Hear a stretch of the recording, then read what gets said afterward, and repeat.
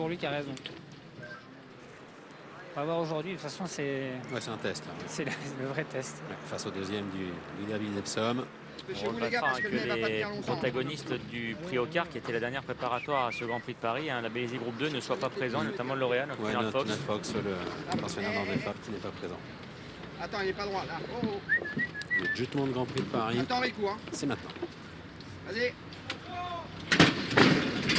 C'est la plus belle épreuve de cette soirée, le groupe 1, le Jutement Grand Prix de Paris. Les 3 ans qui s'affrontent, 2400 mètres à parcourir avec le numéro 1 DXB, concurrent britannique qui a pris le meilleur départ et qui s'installe aux commandes de la course. À son extérieur vient le numéro 4 Nelson, autre visiteur qui lui nous vient d'Irlande. Folamour, l'un des deux poulains français, est en 3e position, tandis que côté corde galope le numéro 2 Neuf Bosque à la hauteur du numéro 5 Downdraft. Le favori de la course, le numéro 3 Kew Gardens, associé à Ryan Moore, a été placé en dernière position. C'est à présent le 4 Nelson qui a l'avantage, monté par Donacha O'Brien. En 2e position se trouve le numéro 1 DXB. Neuf Bosque, le numéro 2, est en 3e position le long de la corde. Christophe Soumillon en selle sur le numéro 5 Downdraft est 4e. Devant le 3 Kew Gardens qui a maintenant gagné un rang, laissant derrière lui le numéro 6 Folamour.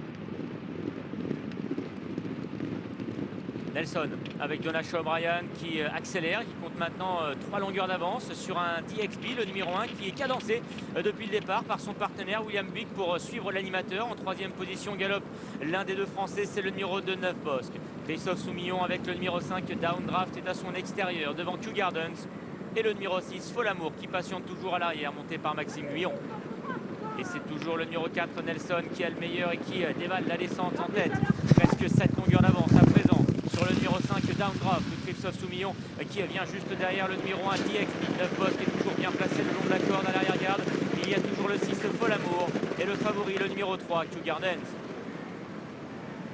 La fausse ligne droite à présent avec l'Irlandais Nelson, le numéro 4 qui réaccélère et qui compte toujours plusieurs longueurs d'avance sur le numéro 1 DXB, le Britannique qui se lance maintenant à sa poursuite et qui ramène le poulain français Neuf Bosque près de l'animateur. Downdraft est en 4e position, Folamour se faufile côté corde. Quant à Kew Gardens, le numéro 3 et Ryan Moore, il tente de progresser maintenant. Dernière ligne droite, Nelson, le numéro 4 qui repousse l'attaque du numéro 1 DXB. Neuf Bosque, le favori français maintenant, le numéro 2 qui vient en pleine piste avec Folamour. Également le numéro 6 qui a plongé à l'intérieur. Neuf Bosque qui est attaqué maintenant par Kew Gardens, le numéro 3 qui a trouvé sa cadence à l'extérieur et qui vient prendre le meilleur. Kew Gardens et Ryan Moore qui ont l'avantage devant Neuf Bosque, le numéro 2 qui se défend bien. Kew Gardens, Neuf Bosque pour la victoire avec Kew Gardens et le numéro 3 qui va repousser les assauts pour remporter ce Julement Grand Prix de Paris. 2e place pour le 2 Neuf Bosque devant l'As DXB et le 6 Folamour. Et victoire irlandaise dans ce Jutement de Grand Prix de Paris. Victoire du numéro 3 Kew Gardens, l'entraînement d'Aidan O'Brien, la montre de Ryan Moore et la casaque de Monsieur Smith. La 2e place pour le numéro 2. Le Neuf Bosque qui a contraint tout de même Kew Gardens à s'employer jusqu'au bout. Et la 3e place derrière pour le numéro 1 DXB. Le cheval qui s'est déclassé 2e du derby d'Epsom et qui était monté toute la course par William Buick. 3-2 AC6 pour l'arrivée chiffrée de ce Jutement de Grand Prix de Paris. C'est la 3e victoire dans ce groupe 1 pour Aidan O'Brien. Oui, exactement. Lui qui avait triomphé, on l'avait dit, pour la première version de ce Grand Prix de Paris sur 2400 mètres en 2005 avec Scorpion.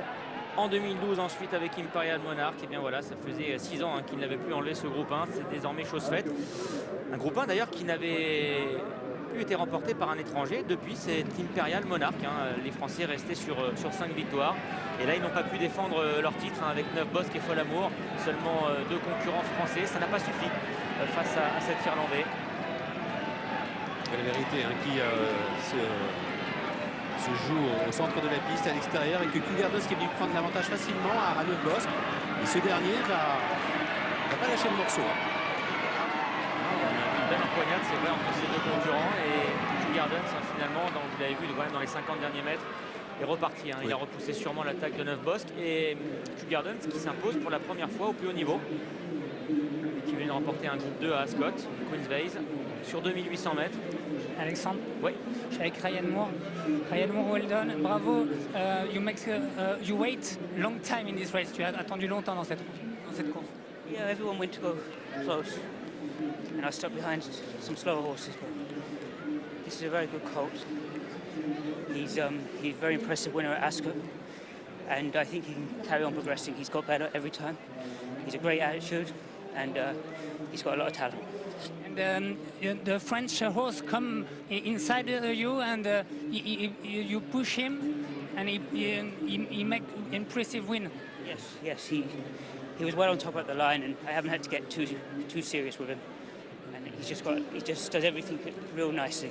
He's got a lovely attitude. Thank you very much. Well done.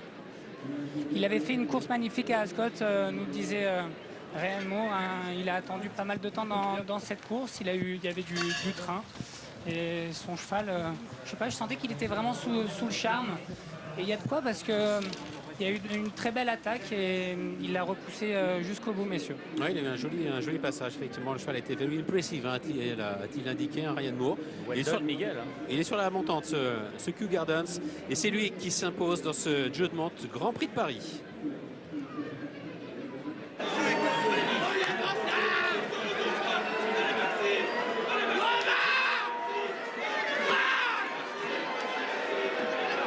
On a dû y croire, hein. Un instant, hein, Pierre.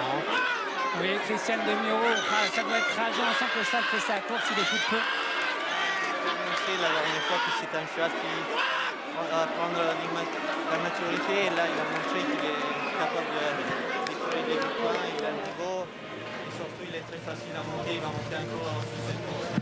Battu par un cheval très dur, hein, mais on sent que le meilleur a gagné ce soir. Et c'est ça, j'ai fait que le repousser, j'ai essayé